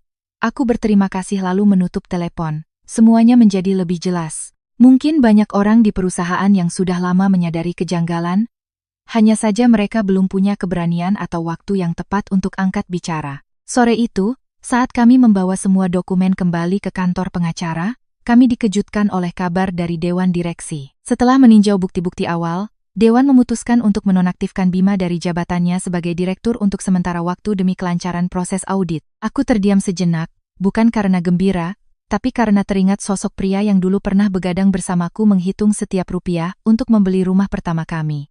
Siapa sangka, suatu hari nanti ia harus meninggalkan kursi yang begitu ia banggakan karena keputusan-keputusan yang salah. Malam harinya, saat aku bersiap untuk tidur, nama Bima muncul di layar ponselku. Aku menatapnya lama sebelum mengangkat. Di seberang, hening sejenak, suaranya terdengar serak. "Aku mau bertemu denganmu sekali lagi." Kurasa tidak ada lagi yang perlu dibicarakan. 10 menit saja. Belum sempat aku menjawab, ia melanjutkan, suaranya terdengar lebih lirih. "Aku baru saja menerima surat penonaktifan." Aku memejamkan mata. Kabar itu bukan lagi kejutan. Aku sudah tahu. Aku mau minta maaf. Itu pertama kalinya setelah sekian lama aku mendengar dua kata itu dari mulut Bima. Tapi anehnya, hatiku tidak lagi merasakan penantian atau emosi seperti yang pernah kubayangkan selama pernikahan kami. Ada permintaan maaf yang jika datang terlambat, hanya menjadi penyesalan atas apa yang telah hilang, tidak lagi cukup kuat untuk menyembuhkan luka yang terlanjur dalam. Aku menjawab dengan pelan, jika kamu benar-benar ingin minta maaf, jujurlah pada hukum, pada ibumu, dan pada nuranimu sendiri. Itulah yang paling berarti saat ini. Aku mengakhiri panggilan dengan lembut. Di luar jendela, hujan pertama musim ini tiba-tiba turun. Tetesannya mengetuk-ngetuk kaca jendela, seolah menghanyutkan kenangan berat dari masa lalu. Aku tahu, pertemuan antara aku dan Bima pada akhirnya akan terjadi. Tapi pertemuan itu bukan lagi antara suami istri yang mencoba menyelamatkan pernikahan, melainkan antara dua orang yang harus sama-sama menghadapi akibat dari pilihan mereka masing-masing. Setelah panggilan telepon malam itu, aku tidak lagi menerima pesan apapun dari Bima. Keheningannya membuat segalanya terasa lebih berat. Aku sadar, mungkin untuk pertama kalinya selama bertahun-tahun, ia harus menghadapi kenyataan yang belum pernah ia bayangkan sebelumnya. Uang bisa membeli banyak hal, tapi tidak bisa membeli kembali kepercayaan yang telah hilang. Keesokan paginya, Pak Suryo meneleponku sangat awal. Suaranya tenang namun mendesak. Dewan direksi telah sepakat untuk mengadakan rapat final sore ini. Mas Bima juga akan hadir untuk memberikan penjelasan terakhirnya. Aku menjawab pelan, saya akan datang. Ibu mertuaku yang duduk di sampingku mendengarkan dalam diam. Ia menatapku, matanya menyiratkan kesedihan sekaligus ketegasan. Hari ini mungkin akan menjadi hari terberat bagi kita berdua, Nak. Aku menggenggam tangannya. Tapi ini juga hari di mana semuanya harus diselesaikan. Sore itu, ruang rapat jauh lebih ramai dari sebelumnya. Selain anggota Dewan Direksi, hadir pula perwakilan auditor, pengacara perusahaan, dan beberapa kepala departemen kunci. Suasananya begitu serius. Semua orang berbicara dengan pelan. Aku duduk di samping ibu mertuaku. Di hadapan kami tumpukan dokumen yang telah tersusun rapi. Beberapa menit kemudian, Bima masuk. Hanya dalam beberapa hari, ia tampak jauh lebih kurus. Setelan jasnya masih rapi, tapi wajahnya penuh kelelahan, matanya cekung karena kurang tidur. Saat melihatku, ia sedikit tertegun, lalu duduk dalam diam. Ketua Dewan membuka rapat dengan suara tenang. Hari ini, kita akan mendengarkan penjelasan dari Pak Bima sebelum mengambil keputusan final. Bima berdiri, memandang sekeliling ruangan cukup lama sebelum angkat bicara. Saya mengakui bahwa saya telah melakukan kesalahan dalam pengelolaan keuangan. Seluruh ruangan hening. Ia melanjutkan, saya telah menggunakan sebagian dana perusahaan untuk tujuan yang tidak semestinya. Saya juga telah mentransfer sejumlah dana pribadi tanpa laporan yang transparan. Seorang anggota dewan langsung bertanya, apakah Anda menyangkal bukti-bukti yang telah kami kumpulkan? Bima menunduk, tidak. Satu kata singkat itu seolah mengakhiri semua pembelaan sebelumnya. Pak Suryo secara berurutan memaparkan dokumen-dokumen, rekening koran, bukti-bukti, dan hasil audit. Setiap dokumen yang disajikan cocok dengan kesaksian Ibu Lestari dan data dari flash disk, tak ada lagi yang bisa dibantah. Setelah hampir 1 jam, Ketua Dewan menoleh pada ibu mertuaku. Apakah ibu ada pendapat? Semua mata tertuju padanya. Ibu mertuaku perlahan berdiri. Beliau menatap putranya sangat lama, begitu lama hingga waktu terasa melambat. Selama 30 tahun ini, hal yang paling saya banggakan adalah almarhum suami saya membangun perusahaan ini dengan integritas. Hal yang paling menyakitkan hari ini adalah orang yang merusak perusahaan ini justru putra saya sendiri. Bima memejamkan mata. Ibu melanjutkan, sebagai seorang ibu, saya menyayangimu. Tapi sebagai penjaga amanah suami saya tidak bisa melindungi kesalahan. Suaranya tidak keras, tapi cukup membuat banyak orang di ruangan itu menunduk dalam diam. Aku menoleh pada Bima, bahunya sedikit bergetar. Mungkin ini pertama kalinya ia merasakan dengan jelas harga dari pilihannya. Bukan hanya padaku, tapi juga pada ibunya sendiri. Rapat berakhir dengan keputusan pemberhentian Bima dari jabatannya, serta penyerahan seluruh berkas kepada pihak berwenang untuk diproses sesuai hukum. Tak ada yang bersorak atas hasil itu, bahkan aku tidak merasa menang. Aku hanya melihat sebuah keluarga yang telah tiba di akhir jalan yang tak pernah diinginkan siapapun. Semua orang perlahan meninggalkan ruangan. Saat koridor mulai sepi, Bima mendekatiku. Bisakah kamu ikut denganku sebentar? Aku menatap ibu mertuaku. Beliau mengangguk pelan lalu berjalan lebih dulu ke lantai bawah. Kami berdiri di dekat jendela di ujung koridor. Di luar, senja mulai memudar di pucuk-pucuk pohon. Bima membuka suara lebih dulu. Aku sudah membaca kembali buku catatan ayah. Aku diam saja. Aku baru sadar betapa jauh aku telah tersesat. Suaranya tercekat. Aku tidak berharap kamu memaafkanku. Mungkin aku juga tidak lagi punya hak untuk memintanya. Aku menatap pria yang pernah menjadi suamiku dengan tenang. Yang kuharapkan bukan permintaan maaf. Bima bertanya lirih. Lalu apa? Aku berharap kamu cukup berani untuk bertanggung jawab. Bukan untukku, tapi untuk ibumu, untuk orang-orang yang telah mempercayaimu, dan untuk sisa nuranimu. Bima menunduk sangat lama. Saat ia mengangkat wajahnya, sudut matanya memerah. Aku akan kooperatif. Aku mengangguk pelan. Tak ada lagi hardikan, tak ada lagi dendam, hanya ada dua orang yang berdiri di persimpangan jalan hidup mereka. Masing-masing harus melangkah di jalan yang telah mereka pilih. Ketika aku turun ke lantai bawah, ibu mertuaku masih duduk diam di lobi. Kedua tangannya memeluk erat kotak kayu berisi bros emas peninggalan suaminya. Melihatku datang, beliau hanya bertanya pelan, "Kamu baik-baik saja, nak?" Aku tersenyum sangat tipis. "Nisa baik-baik saja, Bu." Itu adalah pertama kalinya setelah berbulan-bulan aku sadar hatiku tidak lagi terkoyak antara cinta dan benci, melainkan dipenuhi keheningan yang cukup damai untuk mempersiapkan hari-hari yang akan datang. Karena aku tahu, masih ada satu hal penting yang belum selesai. Sidang mediasi di pengadilan, pertemuan terakhir yang akan secara resmi menutup pernikahan kami yang telah berjalan selama 26 tahun. Hari-hari menjelang sidang mediasi terasa lebih lambat dari dugaanku. Setiap pagi, hal pertama yang kulakukan adalah minum obat, lalu duduk di balkon memandangi permukaan sungai yang tenang. Luka bekas operasiku tidak lagi nyeri seperti dulu, tapi setiap kali cuaca berubah, rasanya masih sedikit berdenyut, seolah mengingatkanku bahwa ada kehilangan yang akan terus bersamaku selamanya. Anehnya, hatiku jauh lebih damai. Mungkin ketika kebenaran telah terungkap, seseorang tidak perlu lagi hidup dalam keraguan yang mengoyak. Aku tidak lagi bertanya-tanya mengapa Bima berubah. Juga tidak lagi menyalahkan diriku karena telah berkorban terlalu banyak. Setiap orang harus membayar harga atas pilihannya, hanya masalah waktu. Pagi hari sidang mediasi, ibu mertuaku sendiri yang menyiapkan sarapan untukku. Beliau meletakkan semangkuk bubur di hadapanku, masih mengepul, lalu berkata dengan lembut, "Hari ini, apapun hasilnya, ibu harap kamu ingat bahwa selamanya kamu tetap putri ibu." Tenggorokanku tercekat.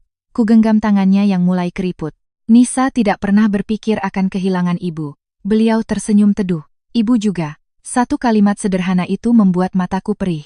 Selama 26 tahun menjadi menantu, hal paling berharga yang kudapatkan ternyata bukanlah pernikahan yang utuh, melainkan kasih sayang tulus dari wanita di hadapanku ini. Sidang mediasi diadakan di sebuah ruangan kecil di pengadilan.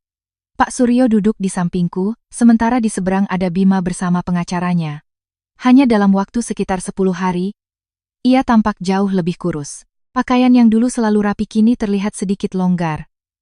Ia menatapku lama, lalu mengangguk sebagai sapaan. Aku membalasnya dengan sopan, tapi di antara kami tak ada lagi emosi akrab suami istri, hanya ketenangan dua orang yang telah tiba di akhir perjalanan. Mediator membuka sesi dengan lembut. "Apakah Bapak dan Ibu masih ingin memperbaiki hubungan pernikahan ini?" Bima menunduk lama. "Saya tidak lagi punya hak untuk berharap." Beliau menoleh padaku. "Bagaimana dengan Ibu Anissa?" Aku menarik napas dalam-dalam. "Saya menghargai apa yang pernah kami miliki, tapi saya tidak bisa melanjutkan pernikahan ini." Begitu jawaban itu terucap, ruangan menjadi hening. Tak ada perdebatan. Tak ada saling menyalahkan seperti yang pernah kubayangkan. Mungkin setelah semuanya, kami berdua sudah terlalu lelah untuk terus mempertahankan sesuatu yang tak bisa kembali seperti semula. Setelah menyelesaikan formalitas, Pak Suryo memaparkan rencana pembagian aset berdasarkan bukti-bukti yang telah diverifikasi. Bima tidak membantah satu poin pun. Di akhir sesi, ia berinisiatif berdiri dan menatapku. "Ada satu hal yang ingin aku sampaikan." Mediator mengangguk. "Silakan." Bima menoleh padaku, suaranya serak. "Aku tahu permintaan maaf saat ini tidak akan cukup untuk menebus semua yang telah kamu lalui. Tapi aku tetap ingin mengatakannya. Aku minta maaf telah mengkhianati kepercayaanmu. Minta maaf telah membuat ibu kecewa. Dan minta maaf karena telah lupa siapa diriku sebenarnya." Aku diam mendengarkan. Kata-kata itu datang sangat terlambat, tapi kali ini aku merasakan ketulusan di matanya. Tak ada lagi perhitungan, tak ada lagi kesombongan seperti saat ia memberikan surat cerai. Hanya ada penyesalan dari seseorang yang telah kehilangan hal-hal paling berharga. Aku menjawab dengan lembut. "Aku menerima permintaan maafmu. Tapi memaafkan bukan berarti segalanya bisa kembali seperti semula. Yang kuharapkan adalah mulai hari ini kamu akan hidup dengan cara yang berbeda. Agar penyesalan ini tidak menjadi sia-sia." Bima mengangguk pelan, matanya memerah. Aku akan berusaha. Saat meninggalkan pengadilan, langit tiba-tiba menurunkan gerimis.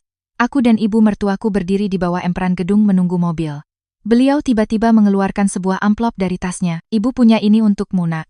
Aku membukanya. Di dalamnya ada salinan surat wasiat almarhum ayah mertuaku yang dibuat bertahun-tahun lalu. Ada satu kalimat tulisan tangan di dalamnya yang membuatku terpaku. Jika kelak menantuku masih bersama keluarga ini, anggaplah dia sebagai putri kandungmu sendiri. Aku mendongak menatapnya, mataku kabur karena air mata. Ibu simpan yang asli. Salinan ini ibu mau kamu yang pegang. Agar kamu tahu, sudah sejak lama almarhum bapak menganggapmu bagian dari keluarga. Aku memeluknya erat. Untuk pertama kalinya setelah berbulan-bulan, aku menangis sejadi-jadinya. Bukan karena sakit hati, tapi karena merasa aku masih punya rumah untuk kembali, meskipun pernikahanku telah berakhir. Tepat saat itu, ponsel Pak Suryo berdering. Ia menerima telepon beberapa saat, lalu mendekati kami. Pihak berwenang baru saja memberitahu bahwa verifikasi awal telah selesai. Sebagian besar aset yang ditransfer secara ilegal berhasil diblokir tepat waktu. Apartemen atas nama Riana juga masuk dalam status sita karena sumber dananya terbukti bermasalah. Aku menghela napas lega. Bukan karena aset itu, tapi karena akhirnya hasil kerja keras banyak orang di perusahaan itu berkesempatan untuk dilindungi. Ibu mertuaku menatap ke arah langit yang mulai cerah setelah hujan, lalu tersenyum sangat tipis. Mungkin almarhum suamiku di atas sana juga sudah lebih tenang sekarang. Aku mengikuti tatapannya. Awan perlahan berarak. Sinar mentari sore menembus celah-celah daun. Selembut pertanda bahwa babak baru dalam hidupku akan segera dimulai. Aku sadar. Ceritaku masih memiliki satu bagian akhir yang harus ditutup. Bukan dengan balas dendam atau kebencian, melainkan dengan penerimaan terhadap diri sendiri, agar hatiku cukup ringan untuk melangkah di jalan yang masih sangat panjang di hadapanku. Setelah sidang mediasi, hidupku perlahan kembali ke ritme yang tenang, sesuatu yang dulu tak pernah kubayangkan akan kumiliki. Setiap pagi aku tetap bangun tepat waktu, minum obat, berjalan santai di taman tepi sungai, lalu pulang untuk menyiapkan sarapan bagi ibu mertuaku. Kami tidak lagi banyak bicara tentang Bima, bukan karena ingin melupakan, tapi karena kami sama-sama paham, ada luka yang hanya akan benar-benar sembuh jika kita berhenti menorehnya dengan penyesalan. Sesekali, ibu duduk di balkon menatap jauh, tangannya mengelus bros emas peninggalan suaminya, sementara aku merawat pot-pot bunga yang baru kutanam. Apartemen yang tadinya hanya tempat berlindung sementara, kini perlahan menjadi rumah yang sesungguhnya. Suatu pagi di awal musim kemarau, Pak Suryo menelepon, memberitakan bahwa semua proses perceraian telah selesai. Putusan pengadilan telah dikeluarkan sesuai kesepakatan kedua belah pihak. Aset-aset yang berasal dari dana ilegal terus diproses sesuai hukum. Perusahaan juga telah resmi menunjuk dewan direksi baru untuk menstabilkan operasional.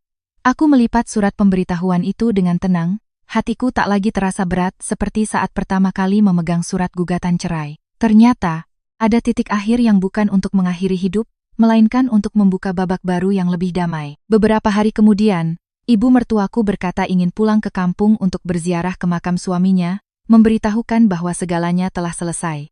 Aku menemaninya ke rumah masa kecilnya yang teduh. Di halaman depan, pohon belimbing yang dulu ditanam ayah mertuaku masih berdiri kokoh, kini jauh lebih rindang. Ibu meletakkan bunga di atas pusara, berbisik dengan suara tercekat, "Pak, akhirnya aku bisa menjaga perusahaan kita. Menantu kita ternyata lebih kuat dari yang aku kira." Aku berdiri di belakangnya, menunduk dalam-dalam. Di saat itu, hatiku terasa begitu ringan, seolah semua kegelisahan selama berbulan-bulan akhirnya menemukan jawabannya. Kembali ke kota, aku mulai berpikir untuk bekerja lagi.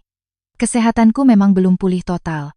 Tapi dokter bilang jika aku menjaga pola hidup, aku masih bisa melakukan pekerjaan yang ringan. Ibu mertuaku mendukungku, "Kamu masih muda, nak. Jangan biarkan hidupmu hanya diisi kenangan lama." Aku tersenyum. Nisa juga berpikir begitu. Melalui seorang teman lama, aku mendapat pekerjaan sebagai konselor di sebuah pusat dukungan bagi pasien transplantasi organ. Awalnya aku hanya berniat bekerja paruh waktu.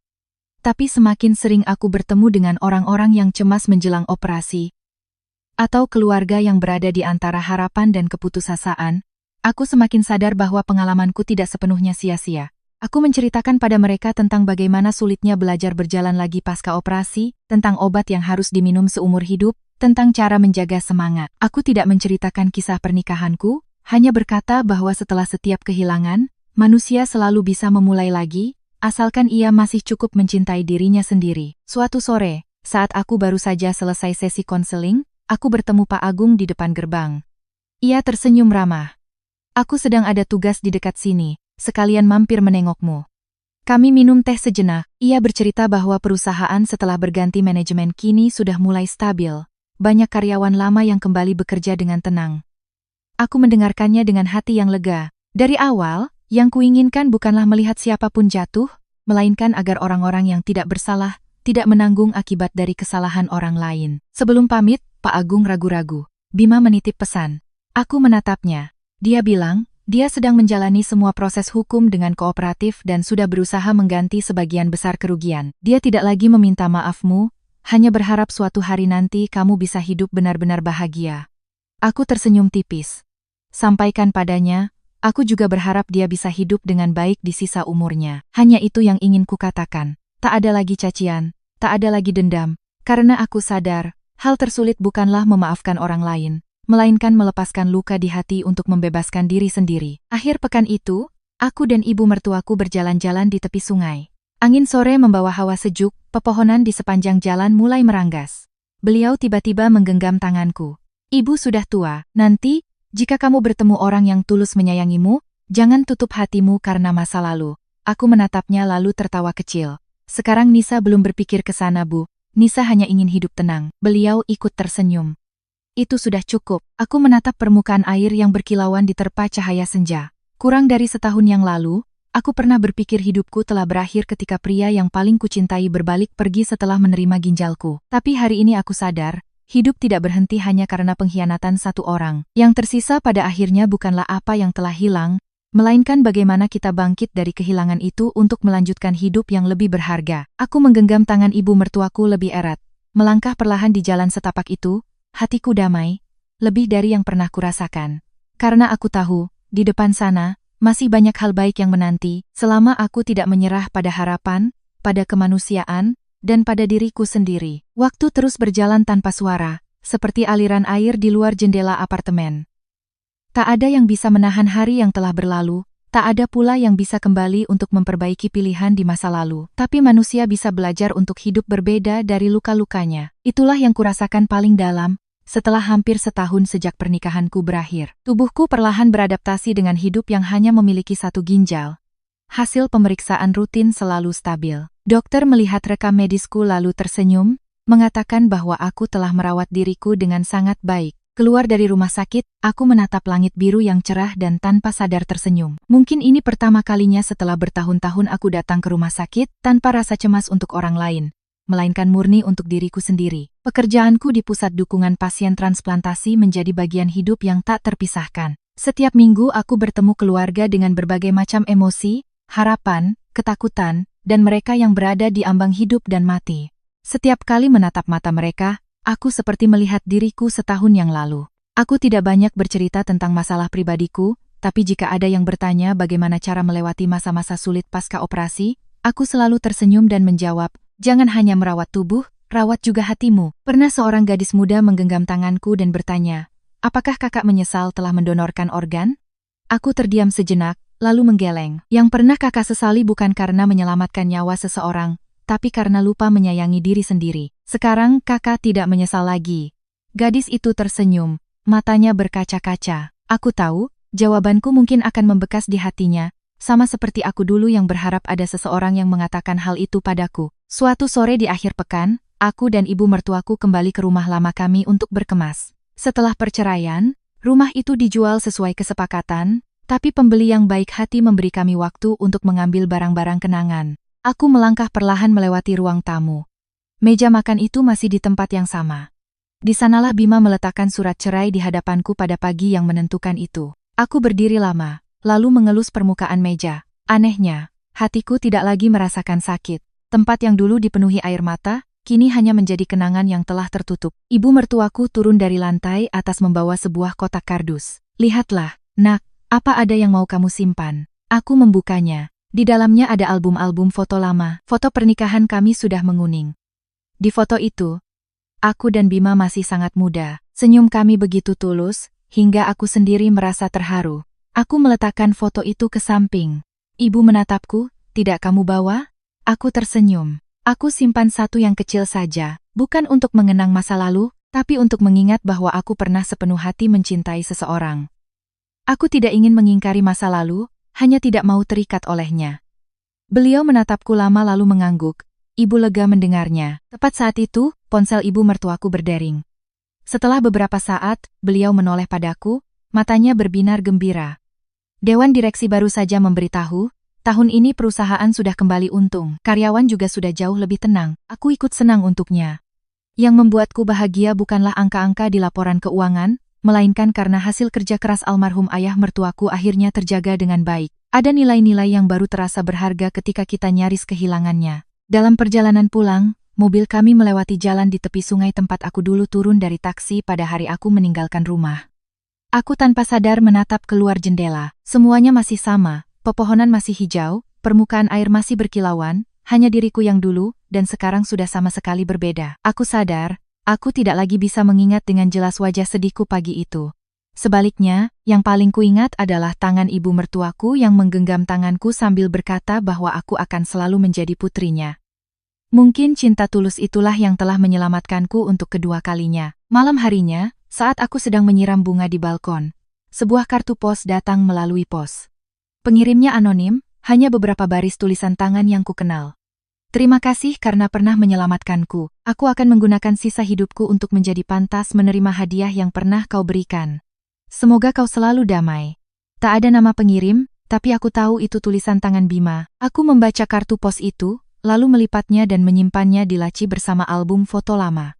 Ada permintaan maaf yang tidak bisa mengubah masa lalu, tapi bisa membantu seseorang untuk mulai memperbaiki masa depan. Aku menutup laci, melangkah ke balkon, memandangi bunga-bunga yang mekar di bawah cahaya lampu yang temaram. Hidup pada akhirnya mengajarkanku bahwa hal paling berharga bukanlah mempertahankan seseorang di sisimu, melainkan mempertahankan kebaikan di dalam hatimu sendiri, agar setelah melewati badai, kau masih punya cukup kedamaian untuk tersenyum pada kehidupan. Musim semi tahun berikutnya tiba dengan kedamaian yang mungkin sudah bertahun-tahun tidak benar-benar kurasakan.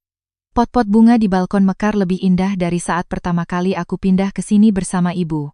Setiap pagi, aku masih terbiasa bangun awal, menyeduh teh, minum obat, lalu berjalan santai bersama ibu di taman. Terkadang kami tidak banyak bicara, hanya berjalan berdampingan dalam diam. Tapi hatiku terasa penuh dengan cara yang aneh. Kebahagiaan ternyata tidak selalu tentang hal-hal besar. Kadang, ia sesederhana memiliki seseorang yang tulus peduli, yang bertanya, apakah kau sudah makan, yang memastikan kau sehat, dan yang menemanimu menyambut pagi, yang tenang setelah badai yang panjang. Pusat dukungan pasien tempatku bekerja semakin ramai. Ada keluarga yang setelah mendengar ceritaku menjadi lebih berani mendaftarkan diri sebagai pendonor.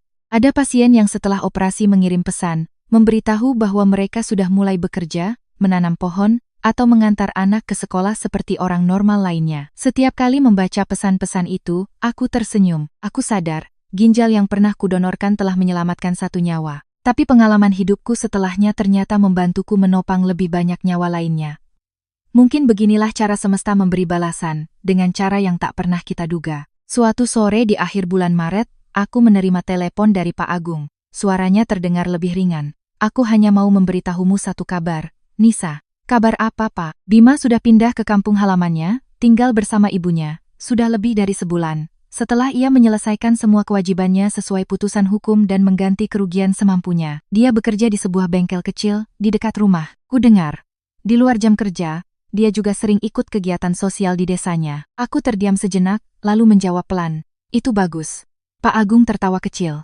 Dia bukan lagi orang yang dulu.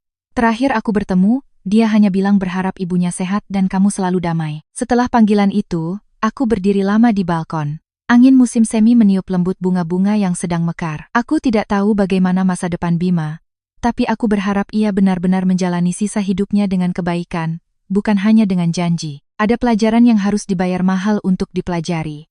Selama setelah membayar harganya seseorang mau berubah, itu masih berarti. Tak lama kemudian, pusat tempatku bekerja mengadakan pertemuan antara para pendonor dan penerima donor organ yang telah berhasil.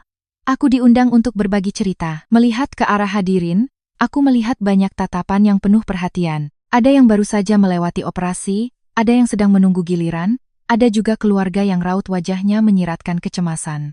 Aku memegang mikrofon, tersenyum, lalu berkata, dulu saya pikir, hal paling berharga dalam hidup adalah mempertahankan sebuah pernikahan. Belakangan saya sadar, hal paling berharga adalah mempertahankan kebaikan di dalam hati kita sendiri. Ketika kita melakukan hal yang benar dengan tulus, mungkin tidak semua orang akan menghargainya.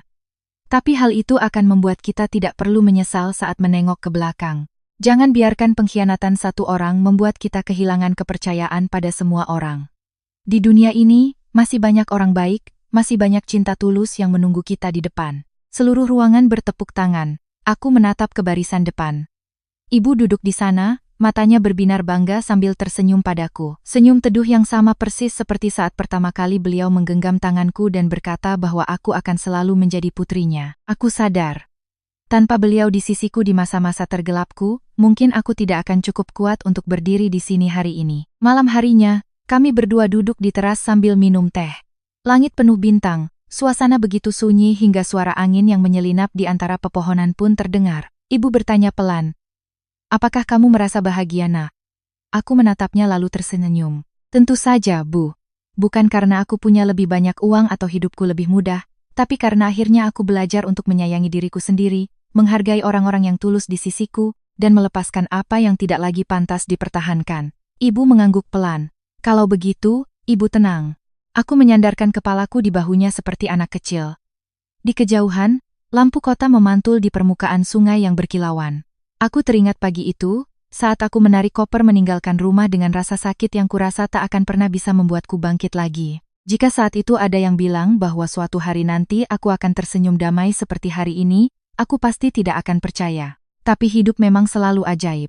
Setiap tragedi bisa menjadi titik akhir, atau menjadi titik awal. Semua tergantung pada pilihan kita, tetap diam dalam penderitaan, atau melangkah maju dengan penerimaan dan kekuatan. Kini, saat aku melihat kembali jalan yang telah kulalui, aku tidak lagi menyalahkan takdir, tidak lagi menyalahkan orang yang pernah melukaiku. Aku hanya bersyukur atas semua yang telah terjadi, karena kehilangan itulah yang membantuku menyadari nilai dari kebaikan, dari keluarga, dari kesehatan, dan dari sebuah kehidupan yang damai. Pada akhirnya, aku mengerti, mencintai tidak pernah salah. Hanya saja, berikanlah pada orang yang tepat, dengan cara yang tepat, dan jangan pernah lupa menyisakan sebagian cinta itu untuk dirimu sendiri. Itulah hadiah paling berharga yang ditinggalkan kehidupan setelah semua badai berlalu. Catatan narator, merefleksikan pesan moral dari cerita dalam konteks budaya Indonesia. Hadirin sekalian, demikianlah kisah kita berakhir. Mungkin setelah mendengarkannya, setiap dari kita akan mengingat detail yang berbeda. Ada yang akan merasa geram karena pengkhianatan sang suami. Ada yang akan terharu oleh ketulusan sang ibu mertua. Ada pula yang akan terdiam merenungi pengorbanan seorang wanita yang rela memberikan sebagian tubuhnya demi orang yang ia cintai. Tapi mungkin, hal yang paling patut kita renungkan bukanlah tentang badai yang terjadi, melainkan tentang bagaimana setiap tokoh memilih untuk menghadapinya. Dalam hidup ini, tak ada yang tahu apa yang akan terjadi esok hari.